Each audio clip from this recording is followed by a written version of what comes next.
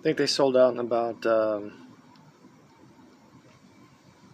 6 hours, 5 hours. They were done by the end of the day, I'm pretty sure. 600 pieces.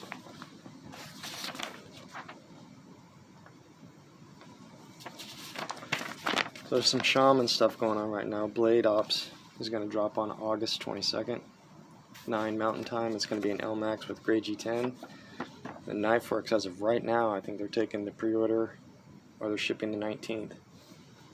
CTS 204P.